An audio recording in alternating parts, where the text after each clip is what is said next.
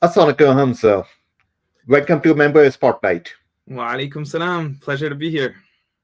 Thank you for being here. So, share with us a little bit about how you started your journey and where you are now. Yeah, so alhamdulillah, my story begins way back when I myself was in high school. I became Muslim when I was 15 years old at a suburban boarding school outside of Boston. Alhamdulillah, that decision obviously totally changed the trajectory of my life. And I think as I look back now, 30 years later, on from that moment, I've really dedicated my life to working with that same age group, those students who are teenagers, and trying to help them discover purpose in their lives in the same way that I did. Alhamdulillah, that moment really changed things for me. It also opened things up for me, obviously in the akhirah, but also in the dunya. Alhamdulillah, I when I went through the college application process myself, I was able to get into Harvard along with the brother who introduced me to Islam. Alhamdulillah, we went off there together. And, after a short career in Islamic finance, I transitioned to education, and I've been in this field for more than 20 years. And the most rewarding thing that I've done within the field of education is helping Muslim children navigate their high school experience and get into the colleges of their dreams. And so I was doing that at a school level for a long time at an Islamic school outside of Boston, and I decided to bring those skills and bring them to the ummah as a whole, because I think that this college application process can be a means of really helping students clarify who they are, what they're all about, form a stronger connection to the deen, but also help launch them towards careers and lives of great success and impact. All right, thank you for sharing that. How are you differentiate yourself from the other companies that are in the same place? Right. So, alhamdulillah, my company, which is called Five Before College, there are a couple reasons for that name. First, I think one of the issues that a lot of families face, especially Muslim families, immigrant families, is that they don't recognize how important it is to start the process early. Right. And specifically, Five Before College means that you should start thinking about this college application 5 years before the children are actually applying. So many families don't really get serious about it until their junior or senior year of high school, but really you want to start thinking about it 5 years earlier. So that's one difference. I think a lot of independent educational consultants really work with people at the tail end on the more functional side of the college application, namely filling out the essays and that sort of thing. I like to work, 80% of my clients are in the first half of high school and in end of middle school, first half of high school. That's when I like to start working with them, to start planting those seeds before they're sort of in the marketing phase of trying to show themselves to college. First, they need to do the building stage where they figure out who they are and then experience different things. Also, I incorporate Islamic guidance in what I'm doing. Of course, I want my students to achieve the highest levels of dunyawi success. And alhamdulillah, I've helped many students get into Ivy League schools and other fantastic colleges. But I also want them to really discover their purpose and have that yaqeen that if they are living lives of purpose and they're living lives with the goal of pleasing Allah subhanahu wa ta'ala, then they're going to be completely successful no matter what happens within this college process or elsewhere. Great. Would you share with us some examples of the students that you have had and how it helped them transform into the person that they became? Right. So, as I said, I worked at an Islamic school for quite some time. And prior to that, I worked at a private school. The private school had a tuition of something like $75,000, very, very, mashallah, high-end school. I came to an Islamic school with a tuition less than $8,000. So you can see a huge, huge difference. And yet, we were consistently able to help place those students from this much much less developed, sophisticated school into similar or better colleges than they were in the local public schools and private schools. So for one student I remember from one of my first years at that Islamic school, her name was Dina.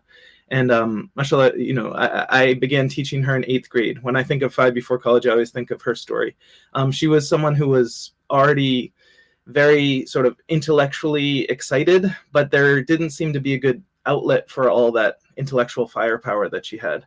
And I'd like to think that in my English class and other things that I did, that I provided that, but I also helped, guide her through as she went through high school.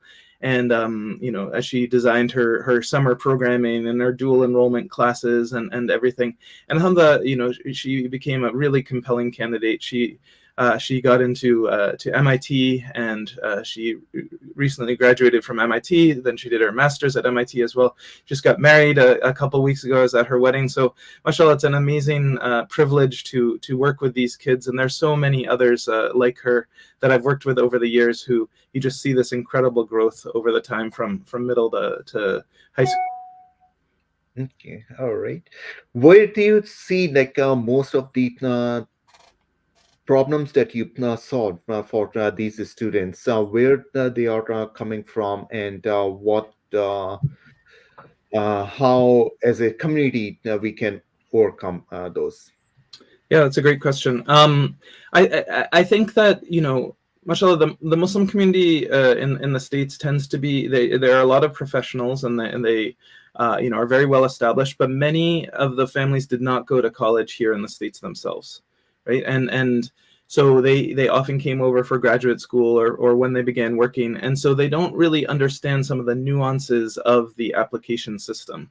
I think there is an overemphasis on academics at the expense of extracurriculars and all the other things that really matter. I think a lot of Muslim families, they focus what I call the resume virtues, right? So the things that you put on the resume, whereas colleges are really more interested in the eulogy virtues, which are those qualities and character that you have that shine through in your essays, in your recommendation letters, and so on. So focusing on these internal metrics of growth and so on. And then I think there are other issues. I think a lot of times people put colleges on a pedestal where they're trying to get a particular college outcome. The best way to get into an Ivy League school, for example, is not to make your whole desire to get into that Ivy League school. You need to look beyond the finish line, right? Getting a Harvard degree is great. Alhamdulillah, it was a wonderful experience for me, but that's not the finish line, right? That when you finish college, that's called commencement. It's not called the end. It's the beginning, right? So what students really need to do is develop a vision for their life while they're in high school, so that they when they're speaking to admissions officers, that they are painting a picture of who they're trying to be, what they're trying to do, what impact they're going to have in the world. And the reality is that most Muslim families, most immigrant families, just are so caught up in the day-to-day of the academics and just getting the grades that they never really get out of the trees, and they see the forest of their lives as a whole and don't really have a vision of what they're even trying to do, why they're even trying to go to college, and so on. All right. Thank you for sharing that. Do you have any thoughts on where the overall industry is moving, especially now with the AI? Yeah, so I mean, I personally think this is one of the most exciting times in the field of education as a whole. The pace of change with AI and what is possible with all these new tools is just mind-blowing. And I think we're doing a huge disservice to our students if we do not teach them how to use these tools. I think some schools have policies where they're very afraid that if a student is using AI, then they're cheating, and then that definitely does exist. But the reality is, when the calculator came out, right, math teachers threw up their hands and they were so afraid. But now you can't imagine doing high-level math without a calculator. And I think these LLMs and other things are the same. That being said, it makes it makes being able to tell your own authentic story even more important. The amount of sort of high quality but fairly empty, bland writing that is now available out there at the a few prompts is overwhelming. So in order to really stand out in that increasingly crowded space, you really need to figure out how to tell your own story, and that is where I think individualized guidance can make a huge difference. For a lot of students, they don't know. The big question in college is like, what makes you, right? What makes Kashif, right? And for most students, for most 17-year-olds, 18-year-olds, this isn't something that they've thought a lot about, and they don't have a lot of perspective on that. And you can try asking ChatGPT what makes me, but you're going to have to give it a lot of information, and that's where having an expert guide who really knows this process, can help. But at the same time, to not use those tools is crazy, in my opinion. And one of the things I really try to teach students, especially in the first half, is how you can ethically leverage the power of AI to study faster, to learn faster, and to get better results in less time. All right. How do you see the college or education industry that being changed with AI? I mean, I think Khan Academy, for example, has put out Khan Migo, which is an AI tutor, essentially, like a close to free, individualized tutor that every student can have. So it's really, inshallah, leveling the playing field by being able to give people access to these things.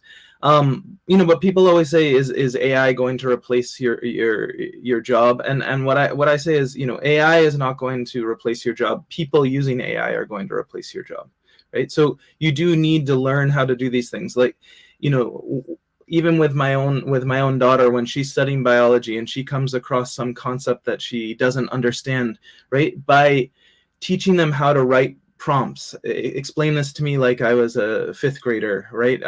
Use a metaphor connected to Taylor Swift lyrics, or whatever the case may be, right? It's just amazing what it can do, and how by understanding how memory works and these sorts of things, how you can really help kids understand. But definitely education as a whole has to change. It is changing, and some people are going to be ahead of the curve there. Okay, all right. Outside of work, what are your hobbies and interests? So I'm a big racket sports guy. I played tennis my whole life, and I got much more competitive about it when I got older and joined teams and so on. Recently, pickleball started to sort of take over a little bit, and as it has for many places. I love beef jerky, and there's not a lot of halal beef jerky options. So one of the things I've done recently is started a small halal jerky business with my son called Halal Jerky Boys.